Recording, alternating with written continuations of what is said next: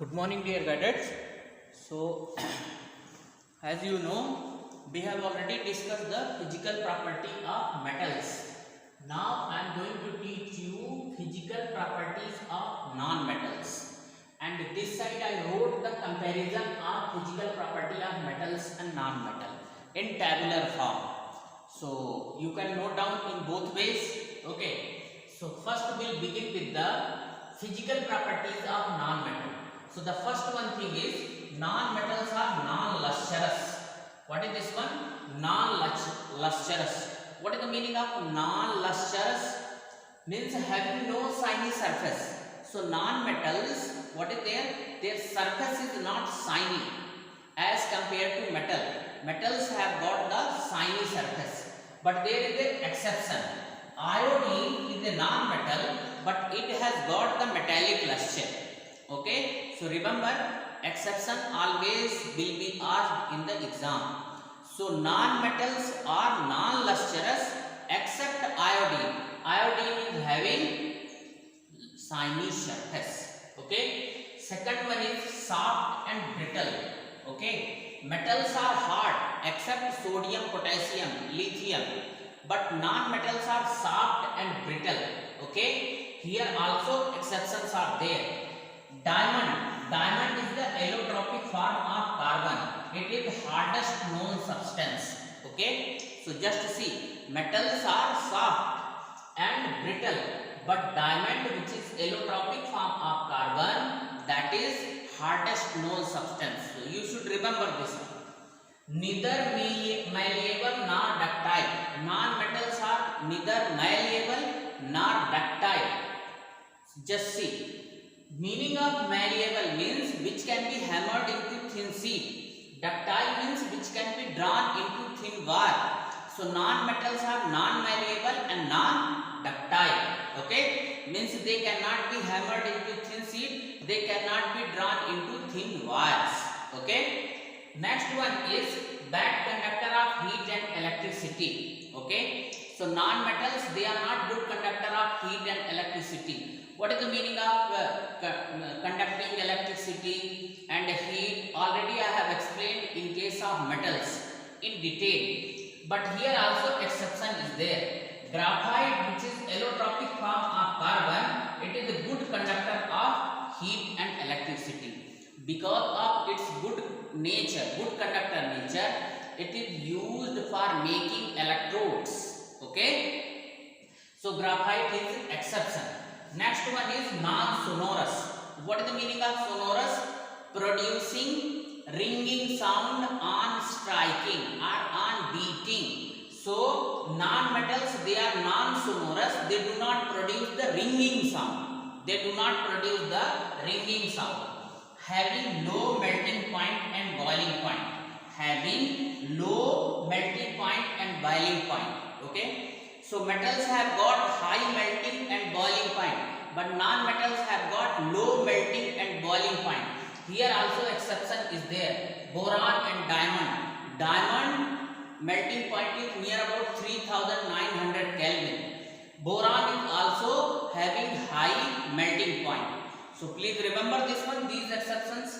Low density. Okay. So just see, density means mass by volume. More the volume, less will be the density. Okay, and more the mass, more will be the density. So they have got the less density due to loose packing. Due to loose packing. Why their packing is loose? Between atoms of non-metal, covalent bond is found. What is the meaning of covalent bond? In this unit I will tell. What is the meaning of ionic bond? In this unit only I will explain. So their packing is loose, that is why their density is less, and packing is loose because of formation of covalent bond. Now 8 and 9 physical property I wrote here. Low tensile strength. So what is the meaning of low tensile strength? Bearing heavy load. Means bearing heavy load before get broken. So just see, they cannot bear the heavy load. So their tensile strength is less. Metal have got the high tensile strength, because they can bear heavy load. Okay. Now they may be solid. Just see, this is very important. Metals are only solid, but non-metals may be solid like sulfur, phosphorus, iodine. Sulfur, phosphorus, iodine, they are solid. Liquid, only non-metal which is found in the liquid state, that is bromine. Next one is gaseous, oxygen, hydrogen, nitrogen. So means they are found in all the three physical forms, solid, liquid and gas. They are found in all the three physical forms, solid, liquid and gas. So this is all about the physical properties of non-metal. Okay. And physical property of metals in the previous video I have explained. So on the basis of previous video and this video, we can very easily can draw the distinction between metals and non-metal. And I have summarized in tabular form. Metals, they are solid except Hg. Hg is the metal which is found in liquid state at room temperature. Two more metals are there, cesium and gallium. They are also in liquid state but slightly above the room temperature. So at room temperature only one metal. At room temperature only one metal is found in the liquid state, that is the mercury. Remaining cesium and gallium, they are liquid state. They are in liquid state slightly above the room temperature.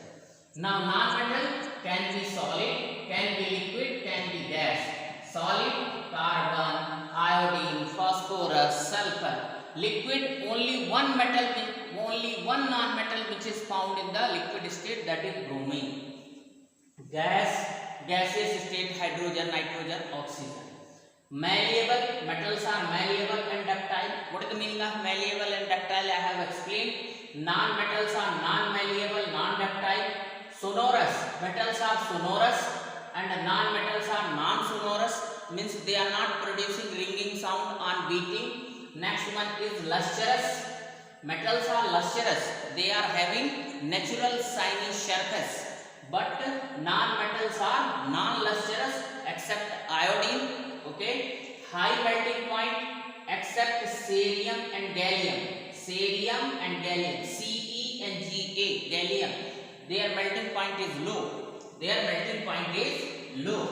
Now low melting point, non-metal, what is there? Non-metal, all are having low melting point only. Now metals are good conductor of heat and electricity except lead and Hg. Lead and Hg, they are very poor conductor of heat and electricity. Here what is there? Here they are, non-metals are bad conductor of heat and electricity except graphite. Graphite is the allotropic form of carbon, but it is a good conductor of heat and electricity. High density, metals have got the high density due to close packing. Why their packing is close? Due to the presence of ionic bond. Their density is high.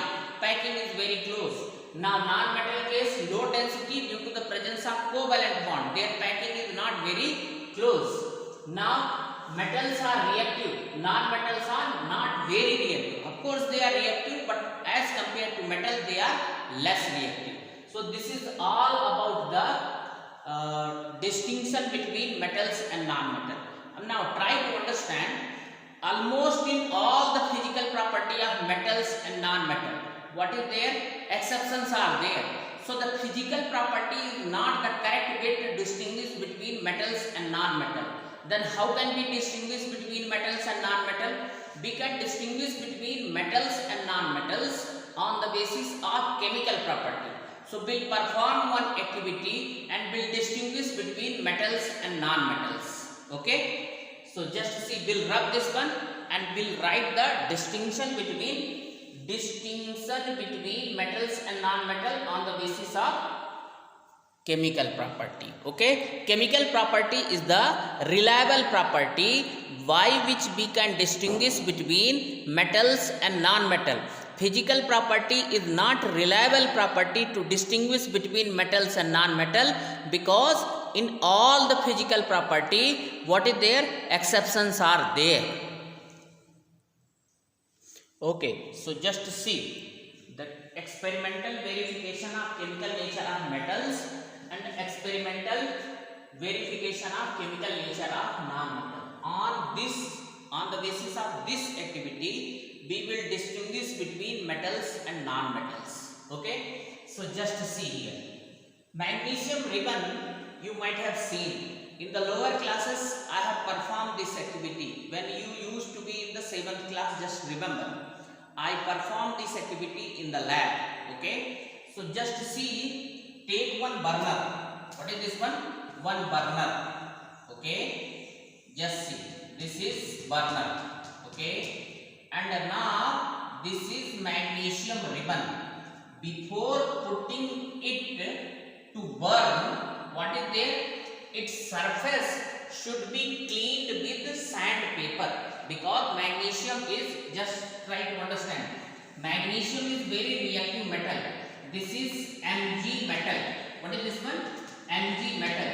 On its, since it is very reactive, so on its surface, what is there? There is a one layer.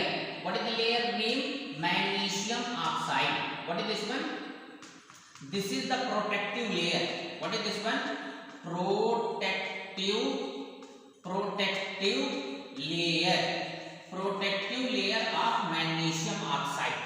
Okay, this is magnesium metal, and on its surface, because of its more reactive nature, it reacts with atmospheric oxygen and form protective layer. So before subject it for burning, it should be cleaned. Its surface should be clean. So when you rub with the sandpaper, this layer will be come out. This layer will be come out, and you will have only magnesium ribbon.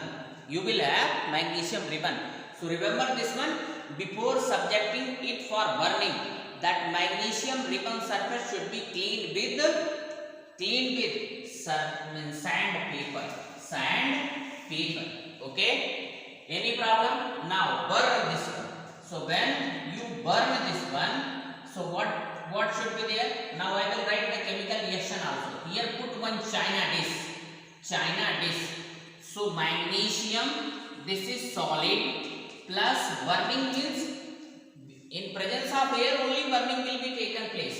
So now here magnesium oxide will form. This magnesium oxide is in the form of white ash. White ash. And this burn with magnesium ribbon. Magnesium ribbon burn with white dazzling flame. White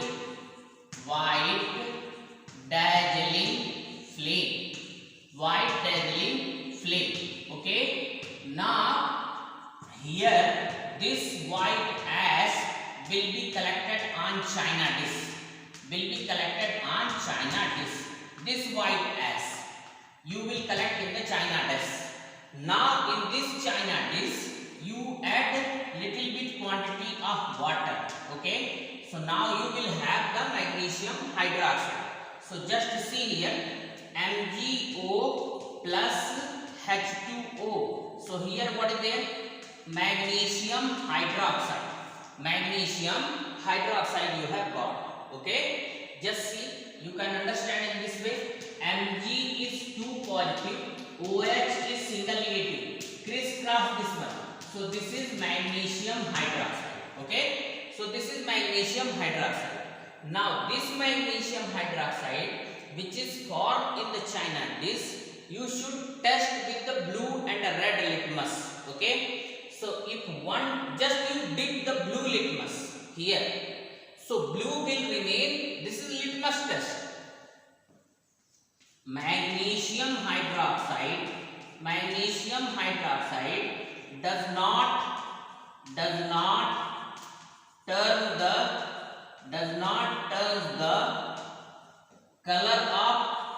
color of blue litmus. Does not change the color of blue litmus. Now here what is there? Magnesium hydroxide turns the red litmus blue. Now I will write, just see, I will write this side. Just see. I will run now here. Magnesium hydroxide solution. Magnesium hydroxide solution. Turn the blue litmus, sorry, red litmus blue. What does it indicate? Hence it is basic in nature. It is basic in nature. On the basis of litmus test, we have found that magnesium hydroxide, which is formed here, that is basic in nature. Just see, it does not turn the color of blue litmus paper. Means blue remain blue, but red changes into blue. So if red litmus is changing into blue, it means given substance is basic in nature. Okay, so this is our conclusion. We'll generalize the conclusion. We'll see this one also. Experimental verification of chemical nature of non-metal. You do one thing here. You have to take one burner. Okay, one burner. This burner is called Bunsen burner. Now, with the help of spatula, here you just take sulfur, non-metal. Okay, burn this one. Okay, now here what should be there? Now inverted test tube should be there. Okay, so when you burn this one, just see, it should be little bit up. Okay, it is burning here, and now here you take inverted test tube. So when you burn here, just see, the fume will come here. Fume will come here in the test tube. Now remove that test tube. Okay, now here just see what is there. The fume, just see the reaction. Sulfur solid plus O2, SO2 gas is there. So here fume of sulfur dioxide gas is there. What is there? Fume of sulfur dioxide gas is there. Now sulfur dioxide gas is here inside the test tube. Just you add little bit quantity of water. So SO2 gas plus H2O. So what here you will get? H2SO3. What is this one? Sulfurous acid. What is there? Sulfurous acid. Now again subject it for litmus test. So if you are dipping here blue litmus paper, so blue litmus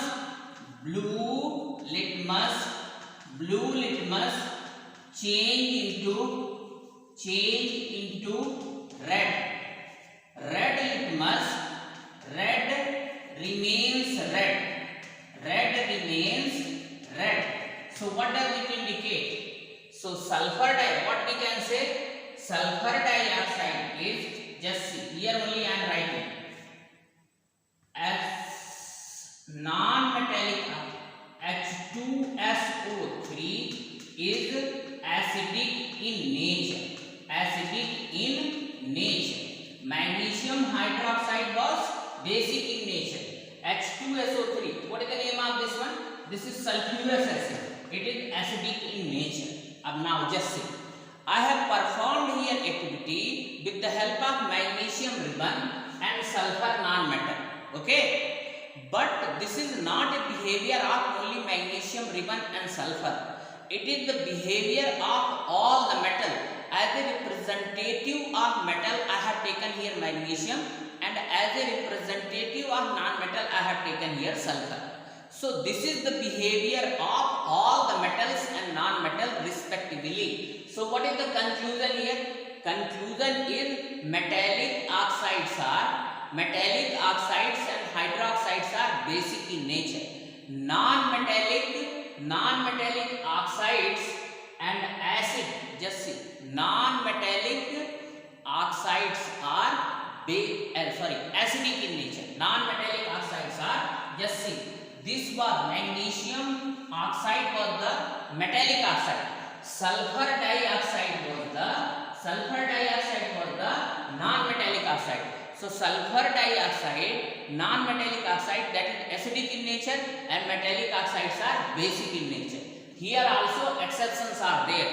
So those points must be noted. Those points must be noted. Let me rub this one.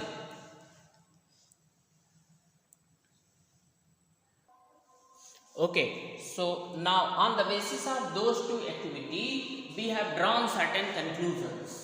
What is that one conclusion? Just see. This conclusion is very important. Metallic oxides are basic in nature. Okay, metallic oxides are all metallic, not only magnesium oxide. All metallic oxides are basic in nature. Example: magnesium oxide, calcium oxide, sodium oxide, potassium oxide, etc. But some metallic oxides are amphoteric in nature. Amphoteric in nature. What is the meaning of amphoteric in nature? That Abhiram has asked this question in one of the, what to say, means one question he has seen and he asked. So what is the meaning of amphoteric in nature? Which simultaneously react with acids and bases. Which simultaneously react with acids and bases. Acids and bases. They are called amphoteric oxide. So just remember, only 4 are there. Just you remember. Zinc oxide, this is simultaneously react with acids as well as bases. Means it will react with HCl also and it will react with NaOH also. Now lead oxide, plumbous oxide. Okay. Now aluminium oxide, Al2O3, and tin oxide, stannous oxide. Okay, stannous oxide. These 4 are only amphoteric and you should remember this one. Okay. Now their reaction I will write. How they are reacting with acids and bases together will tell you. Together in the sense means they will react with acid also and bases also. While other, just see this one, MgO, this will react with the acids but they will not react with the base because they themselves are bases. Magnesium oxide, that is basic in nature. How it will react with the base? It will react with only acid. But these oxides, amphoteric oxides, they react with acids also and bases also. Just see here, ZnO plus NaOH. So here product will be NaZnO2, sodium zincate, and here what is there? Hydrogen gas will come out. Which gas will come out? Hydrogen gas will come out. Similarly, ZnO will react with HCl and it will form ZnCl2 and H2O. Please write down here H2O and here also H2O. ZnO, just check the reaction. It is balanced. Here also Na2ZnO2, sodium zincate. So just see, zinc oxide is simultaneously reacting with acid as well as bases. Okay, check the reaction. Reaction is not balanced. So just see, put here 2. Okay, so 2 to the 4 oxygen, 2, and here also 2 oxygen, 3 oxygen. Somewhere balancing is missing. 2 and 3, sodium zincate and NaZnO2. You do one thing, write down here aqueous solution plus H2O and here write Na2ZnO plus H2. Okay, now check the reaction now. Now 2, 3, 4. Okay, so now here what is there? Aqueous. Somewhere balancing is missing. Just a minute. Just a minute.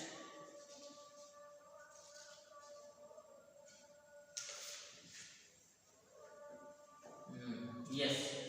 Just a minute. Yes, it is correct now. Just see. ZnO. So here product is Na2ZnO2 plus H2. Yes, second reaction.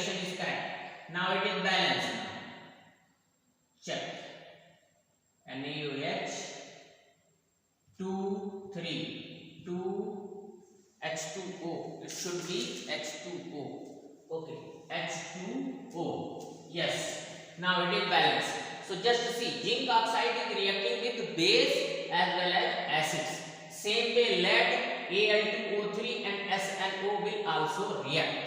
Okay. Now these two reactions are important. Please remember this. Sodium zincate plus H2O will form. Okay.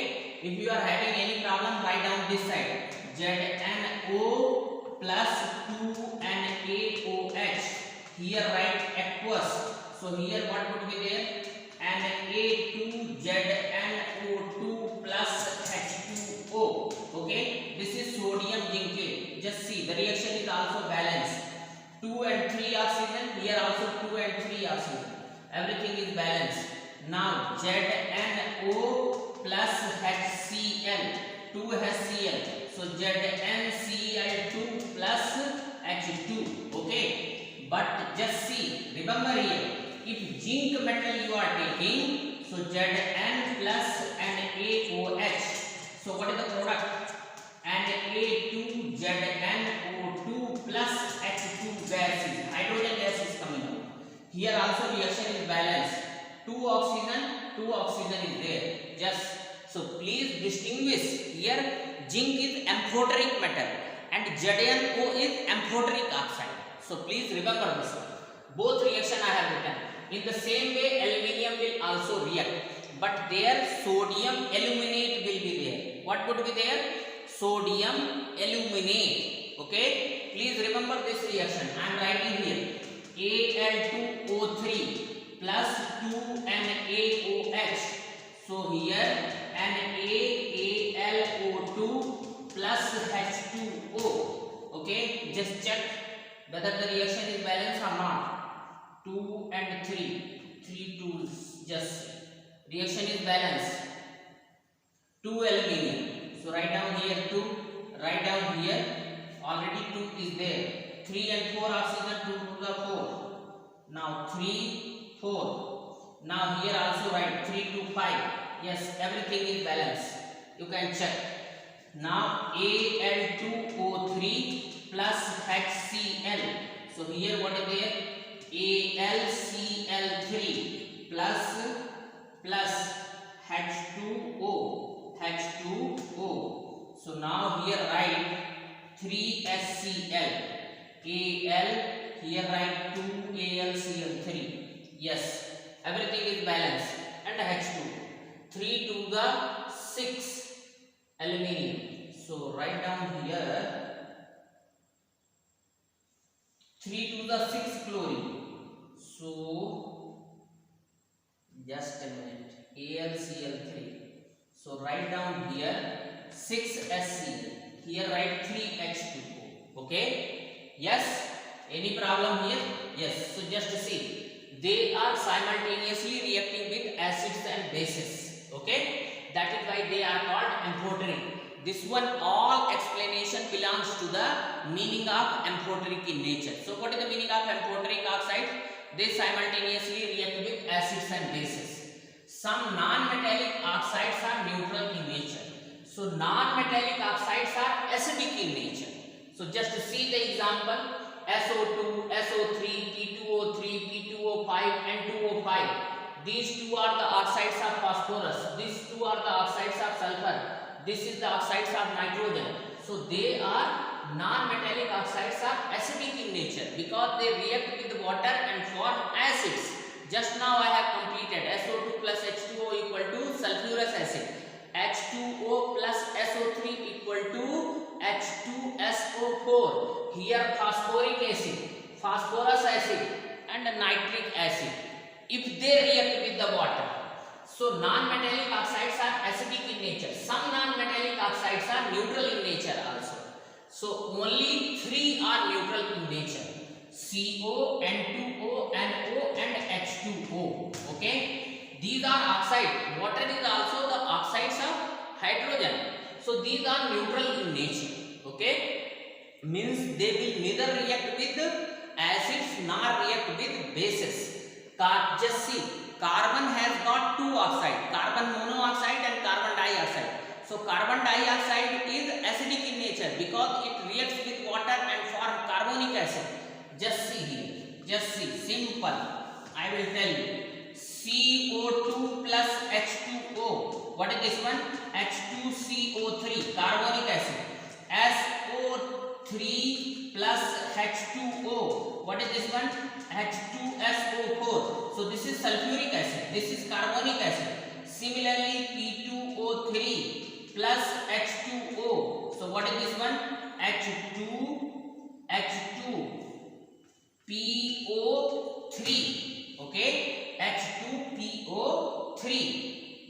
Yes, reaction is balanced or not? Not balanced. We'll balance it. Write down here 2. So write down here 2. So now 3 to 5. Now 3 to the 6. Somewhere reaction balancing is required. P2O3 plus H2O. H3PO3, H3PO4. So H3PO3. 3 to 5 oxygen. 3 to the 6 oxygen. Balancing is the problem. P2O3 plus H2O. So H3, yes, H3PO3. Yes, write down here 3. Yes, now it is balanced. This is H3PO3. Okay, phosphorus acid. So non-metallic oxides are acidic in nature because they react with water and form acids. Metallic oxides are basic in nature because they react with water and form hydroxide. Okay, magnesium oxide reaction I have written, but some non-metallic oxides are neutral in nature. These 4 you should remember: carbon monoxide, nitrous oxide, nitric oxide, and H2O. This is nitrous oxide. What is this one? Nitrous oxide. What is this one? This is nitric oxide. This is nitrous oxide. This is nitric oxide, and this is water. Okay, so this is all about the distinction between acids and bases on the basis of physical properties. So I hope that you understood this one. Okay, please note down this one. Now tomorrow I will teach you the chemical properties of metals. Okay, so these are important things. Please remember this one. Okay, thank you. Have a nice day.